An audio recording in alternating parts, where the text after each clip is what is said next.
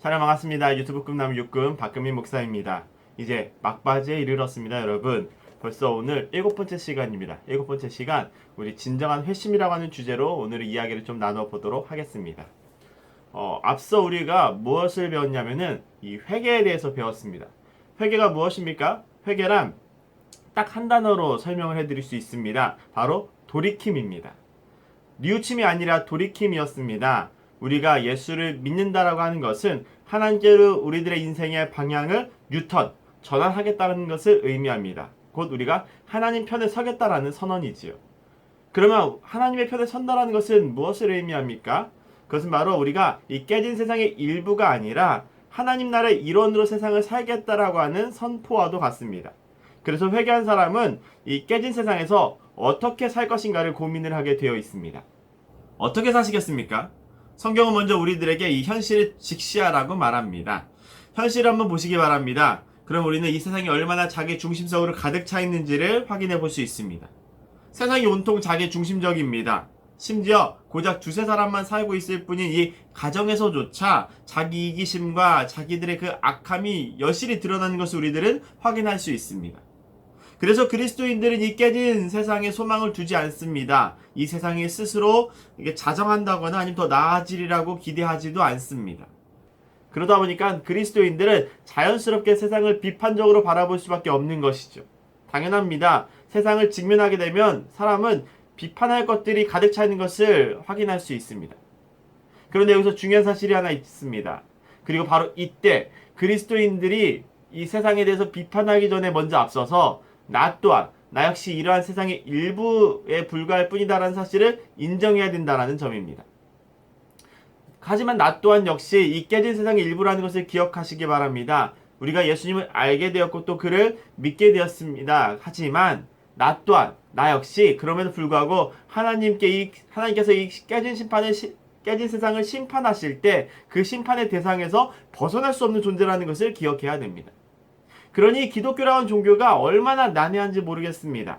자기 의는 정말 하나도 내세울 수가 없고 세상은 이미 깨지고 망가진 상태라서 그냥 그대로 내버려 두면은 모든 사람들이 자연스럽게 지옥불로 다 떨어져 내려가게 되는 그런 구조로 되어 있다는 것을 우리가 받아들여야만 하는 것입니다. 그러니 정말로 불편하기 짝이 없는 것이죠. 하지만 바로 이 심판을 우리가 먼저 받아들이게 될 때, 내가 심판받을 대상이라는 것을 받아들이게 될 때 비로소 우리들은 이 하나님의 사랑을 깨닫게 됩니다. 기억하실 겁니다. 지난 시간에 이렇게 말씀을 드렸었습니다. 우리가 회개할 때 우리가 가장 먼저 맞닥뜨리게 되는 것은 우리가 기대했던 인자하신 하나님의 그 사랑이 아니라 바로 하나님의 심판이다라는 사실이지요. 조금 당황스럽지 않으셨습니까? 하나님의 편에 내가 서기로 결심했는데 막상 와보니까 심판이 나를 기다리고 있습니다. 그러니 어떻게 해야 될까요? 그리고 바로 이때 이 베드로 사도는 우리들에게 이렇게 말합니다. 회개하십시오. 그리고 예수 그리스도의 이름으로 세례를 받고 죄 용서를 받으십시오. 그러면 성령을 선물로 받게 될 것입니다. 이 말을 기억하실 필요가 있습니다. 이게 바로 그 무시무시한 심판에서 우리들을 건져내줄 유일한 열쇠가 되기 때문에 그렇습니다. 베드로 사도가 지금 사도행전에서 뭐라고 말을 합니까? 회개를 해서 죄 용서를 받으라 하고 말합니다. 그런데 여기서 아주 중요한 이야기가 등장하죠. 그런데 바로 이때 우리가 예수 그리스도의 이름으로 세례를 받아야 된다라고 말합니다. 무슨 말입니까? 쉽게 말하자면 예수 그리스도의 그 존재와 그분의 인격과 그분의 권위의 기초에서 거기에 온전히 의지해서 죄 용서를 받으라는 이야기입니다.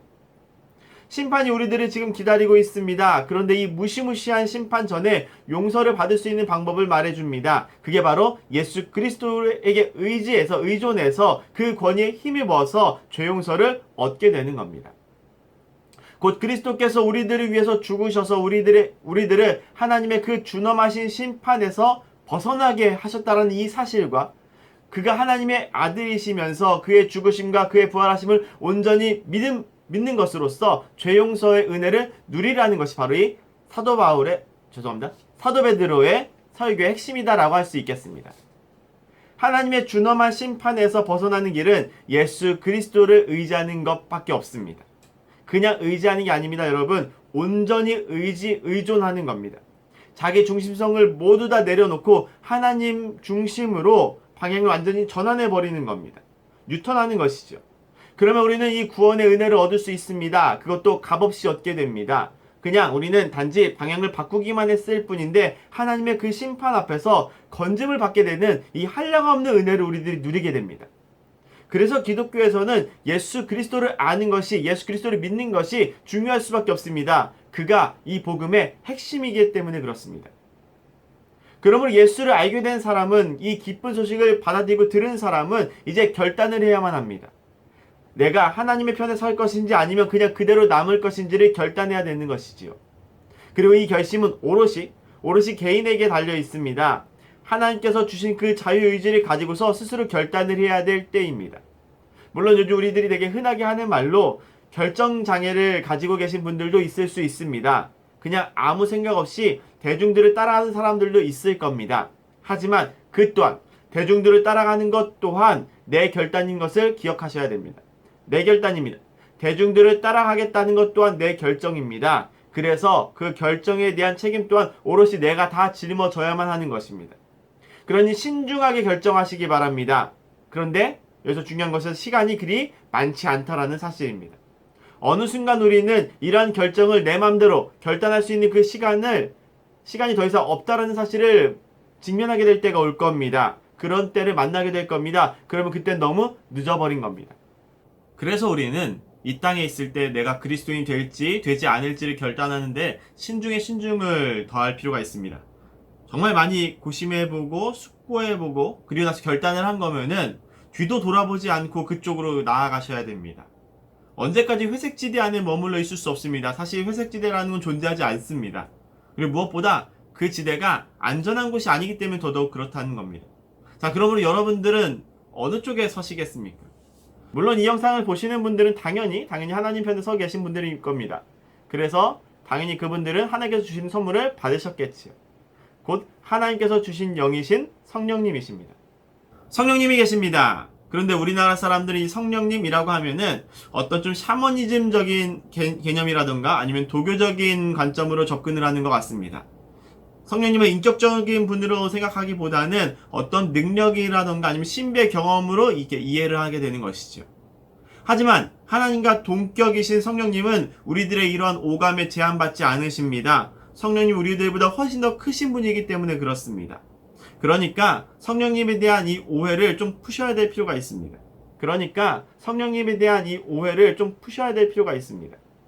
성령님은 우리가 선물로 받게 되면은 방언을 하게 된다거나 어떤 특별한 경험을 하게 된다는 식의 그런 어떤 천편일률적인 생각에서 좀 벗어나셔야 될 필요가 있습니다. 성령님 받았다고 해서 다 방언을 하게 되는 게 아닙니다. 그분은 어떤 능력이라든가 어떤 체험의 형태로 자신을 계시해 주시는 그런 한정된 분이 아니시라 나를 떠나지 않으시고 나와 영원토록 함께 내 안에서 내주하고 계시는 하나님이십니다. 자, 그러니 묻습니다. 그래서 여러분들은 성령님과 지금 함께 살아가고 계십니까? 우리가 성령님과 함께하고 있으면 우리들은 어떻게 할 수 있을까요? 방언입니까? 아니면 어떤 신비한 영적인 체험들입니까? 그런 것들은 부차적인 것들입니다. 그러면 무엇일까요? 바로 믿음입니다. 믿음으로 우리는 성령님의 내주하심을 확인할 수 있게 됩니다. 왜냐하면 이 믿음이야말로 하나님께 진실되게 반응하는 우리들의 행동이 되기 때문에 그렇습니다. 여러분, 진실된 반응입니다. 지적인 동의가 아니라 진실된 반응입니다. 성경의 이야기가 이제 막 이해가 되고 좀 납득이 되어지는 거, 그게 믿음이 아닙니다. 이제 좀 받아들일 수 있겠어가 믿음이 아닙니다. 믿음은 삶의 방향을 바꾸는 겁니다. 이 깨진 세상에서 심판받아 마땅한 나라는 사람이 예수 그리스도를 믿음으로써 구원을 받았다는 이 사실에 대해서 감사하면서 그분을 따라가는 삶입니다. 그분에게 방향을 전환한 삶이지요. 자기 중심이 아니라 하나님 중심으로 세상을 살아가는 사람들을 말합니다. 내 의지가 아니라 내 안에 계신 성령님의 통치를 따르는 삶을 우리는 믿음 있는 자들의 삶이라고 이야기합니다. 그러니 한번 보시기 바랍니다. 내 삶 속에서 성령님은 얼마만큼의 영향력을, 그 지분을 가지고 계신 분이십니까? 종은 주인에게 온전히 복종을 합니다. 종은 주인과 딜을 하지 않습니다. 어떤 거래를 하지 않습니다. 성령님도 마찬가지지요. 그가 우리 안에 계실 때 우리는 그분에게 순종을 하게 되어 있습니다. 자, 그러면 지금 이 책, 이 책이 말하고 있는 내가 하나님께 진실된 반응을 하고 있는지를 다음에 이 네 가지 질문을 통해서 한번 확인을 해보도록 하겠습니다. 한번 이 질문에 대해서는 각자가 좀 생각을 해보시기 바랍니다. 먼저 첫 번째 질문입니다. 여러분들은 이 세상을 어떻게 보고 계십니까? 이 세상이 완전히 깨져 있다고 생각하십니까? 아니면 심각하게 깨진 정도는 아니라고 생각을 하십니까? 복구가 좀 가능하다거나 아니면 우리들이 노력하면 어느 정도는 회복시킬 수 있을 정도라고 생각을 하십니까? 물론 우리는 이 질문에 대한 정확한 답을 알고 있습니다. 그럼에도 불구하고 한번 진지하게 생각을 해보시기 바랍니다. 진짜 나는, 우리들이 알고 있는 거 말고 진짜 나는 이 세상을 어떻게 바라보고 있는 건지, 이 세상이 정말로 심각하게 깨져 있는 거라면 사실 우리는 그럼 이 땅에 그다지 집착할 이유가 없어지게 됩니다. 내일이면 열심히 지은 이 해변에 모래성이 사라져 있게 될 겁니다. 그래서 우리는 해변에다가 우리가 직접 지은 이 모래성에 그다지 집착을 하지 않습니다. 저거 어차피 없어질 걸 알고 있으니까. 그런데 과연 이 땅에서도 그렇게 사랑하고들 계십니까? 정말로 이 세상이 깨져 있다라고 확신을 하고들 계십니까? 모래성에 집착하는 어린아이들은 혹시 아니십니까? 두 번째 질문입니다. 여러분들은 스스로를 어떻게들 바라보고 계십니까? 내가 아주 심각한 죄인이라는 것을 인정하십니까? 심각한 자기 중심성으로 하나님 없이 충분히 이 세상을 살아갈 수 있다라고 여기고 있지는 혹시 않습니까? 토요일 저녁쯤 되어서야 비로소 하나님이 생각나게 되는 그런 삶을 살아가고 계시지는 않습니까? 세 번째 질문입니다.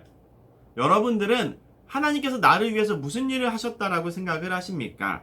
그가 나를 위해서 어떤 식으로 우리들의 역사에 개입을 하셨고 또 내 삶에는 어떤 식으로 개입을 하셨다라고 생각을 하십니까?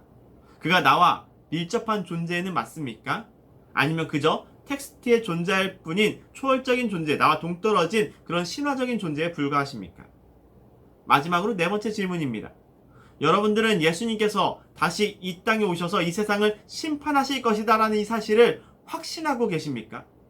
그렇다면 재림주 예수 그리스도께 어떻게 반응하실지 거기에 대한 계획이 있으십니까? 거기에 대한 생각을 해보셨습니까? 그날을 기대하고 계십니까? 우리는 지금 예식을 앞두고 있는 신부들입니다. 그런데 예식을 앞두고 있는 신부들의 모습이 지금 어떠한지를 한번 스스로 확인해 보시기 바랍니다. 화장을 하셨습니까? 옷은 갈아입으셨습니까? 예식을 앞두고 있는 건 맞습니까? 이 네 가지의 질문을 통해서 자신을 한번 깊이 되돌아볼 필요가 있습니다. 그리고 여기서 여러분들이 알게 된 이 사실에 대해서 하나님께 진실되게 반응하는 것, 그것을 우리는 믿음이라고 말합니다. 참고로 이 네 가지 질문은 잠시 뒤에 다시 한번 나눠보도록 하겠습니다. 그럼 이야기 이어서 이어가겠습니다. 자, 그러니까 이렇게 우리가 정리를 해볼 수 있습니다. 진짜로 회심한 사람은 하나님께 진실된 반응을 하게 됩니다. 그가 완전히 돌아선 삶을 살기 때문에 그렇습니다. 기독교는 삶의 방향을 완전하게 바꾸는 사람들, 하나님 편에 서 있는 사람들이 믿는 종교를 말합니다. 하나님께 진실되게 반응을 하는 종교입니다. 그래서 우리들은 일주일에 한 번 교회에 나오는 걸로 그냥 세상을 착하게 살아가는 걸로 만족하지 않습니다. 아니, 만족할 수 없습니다. 나를 위해 죽으신 예수 그리스도가 고작 그런 걸 바라고 계시는 분이 아니기 때문에 그렇습니다. 예수님은 더 큰 계획을 가지고 계십니다. 그것은 바로 이 깨진 세상을 완전하게 복구하시는, 원래 최초의 모습을 완전하게 복구하시는 계획입니다. 예수 그리스도를 중심으로 하는 새로운 나라가 이 땅에 이루어지게 되는 놀라운 역사입니다. 그러므로 기독교인이 되기로 하셨다면, 예수를 믿기로 결단을 하셨다면 제대로 믿으시기 바랍니다. 여기에는 어중간한 회색지대가 없습니다, 여러분. 성경은 우리들에게 아주 분명한 쪽에 서 있으라고 촉구하고 있습니다. 그것은 하나님을 등지고 살 것인지 아니면 하나님 편에 설 것인지를 거기에 대한 분명한 결단과 그 삶을 우리들에게 요구하는 것입니다. 그러므로 부디 깊은 고민과 성찰을 통해서 지혜로운 결단을 내릴 수 있게 되기를 소망해 봅니다. 자, 그러면 우리 먼저 첫 번째 질문을 살펴보도록 하겠습니다. 첫 번째 질문입니다. 세상에 관해, 당신 자신에 관해, 하나님께서 당신을 위해 하신 일에 관해서 하나님에게 드리는 당신의 진실한 반응은 무엇일지 충분한 시간을 들여 생각을 해보자. 질문이 꽤 많습니다. 요약을 하자면 이런 겁니다. 하나님께서 무슨 일을 하셨는가? 인류를 향해서 역사적으로, 그리고 또 한 개인인 나를 향해서 무슨 일을 하셨는지를 한번 나눠보시고 이 사실에 대해서 내가 어떻게 반응을 할지를 나눠보시면 됩니다. 일단 간단하게 정리해드리자면 이렇습니다. 역사적으로는 이스라엘이라고 하는 그 민족을 택하셔서 열방에 자신을 직접 드러내셨고 예수 그리스도를 이 땅에 보내심으로써 하나님 나라를 시작을 하셨습니다. 그는 죽으셨고 부활하심으로써 우리들의 모든 죄를 다 속하셨고 이제 심판하러 오시게 될 겁니다. 그런데 이 모든 일들이 인류를 향한 일들이기도 하지만 사실은 나를 향한 일이었습니다. 예수 그리스도께서 이 땅에 오신 사건은 나라고 하는 이 존재를 죽음에서 건져내기 위한 사건입니다. 그렇다면 여러분들이 지금 이 이야기가 어떻게 와닿으십니까? 여러분들은 언제 예수 그리스도의 십자가가 온전하게 믿어지게 되셨습니까? 각자 이 부분을 한번 나눠주시면 되겠습니다. 저는 고등학교 때 학교에서 제가 미션스쿨을 다녔는데 학교에서 부흥 집회를 열 때 그때 예수님의 그 십자가 사건이 제 개인적인 사건으로 되게 깊이 각인이 됐었습니다. 그리고 또 신학대학교에 가서 신학 관련 서적을 이렇게 읽다가 이렇게 뛰어나신 분들도 예수님을 주인으로 모시고 세상을 살고 있는데 어떻게 나같이 미천한 인간이 아무런 철학도 없이 그냥 예수님을 거부하면서 살 수 있을까라는 사실이 상당히 깊이 각인이 되면서 그날 진짜 책을 읽다 말고 울면서 기도를 드린 적이 있습니다. 그때 하나님이 나를 주목하고 계시고 또 나를 지켜보고 계셔서 나를 이끌고 가신다라는 그 생각이 그 느낌이 되게 강하게 느껴졌던 그 날입니다. 솔직히 지금 이 자리에서 제가 제 신앙의 여정을 함께 나누기에는 시간이 너무 부족하기 때문에 저는 여기까지만 하겠지만 구역별로 나누실 때에는 조금 더 자세히 나누시면 좋을 것 같습니다. 그리고 여기에 더해서 마지막 질문인 그러므로 당신의 진실한 반응은 무엇인지를 한번 진지하게 고민을 해달라고 되어 있으니까 앞으로 어떤 믿음으로 세상을 살지를 한번 고민을 해보시면 됩니다.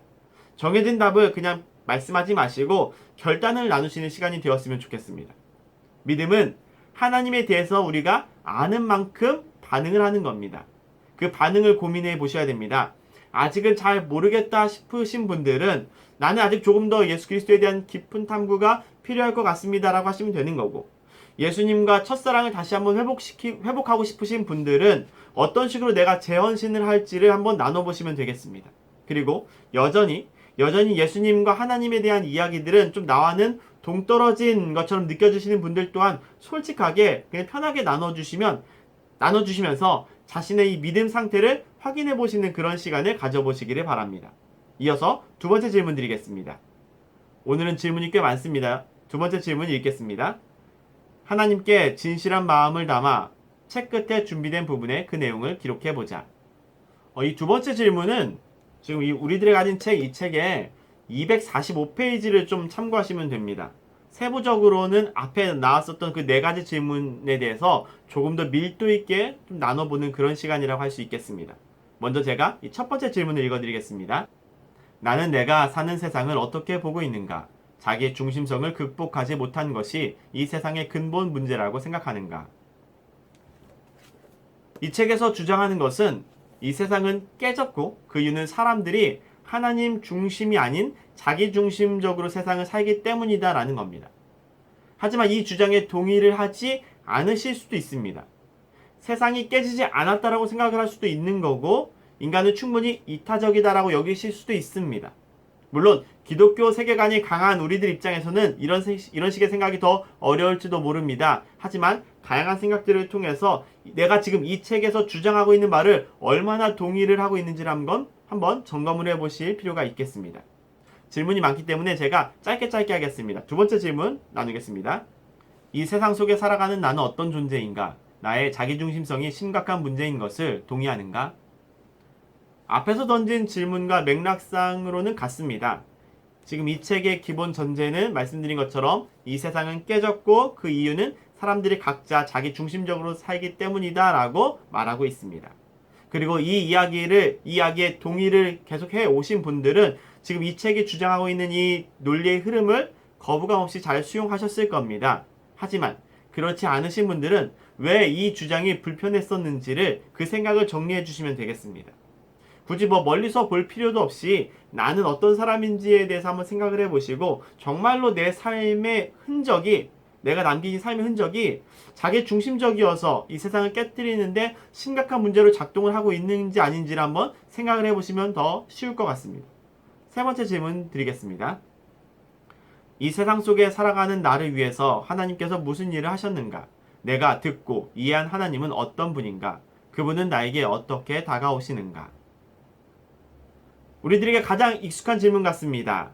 내가 듣고 배운 하나님은 어떤 분이신지를, 하나님을 어떻게 만나셨는지를, 그래서 지금 내가 하나님을 어떤 분으로 생각을 하게 되었는지를 나눠보시기 바랍니다. 마지막으로 네 번째 질문 드리겠습니다. 나는 하나님의 나라에 들어가 하나님 편에 설 것인가? 아니면 유보하거나 거절함으로써 하나님의 반대편에 남을 것인가?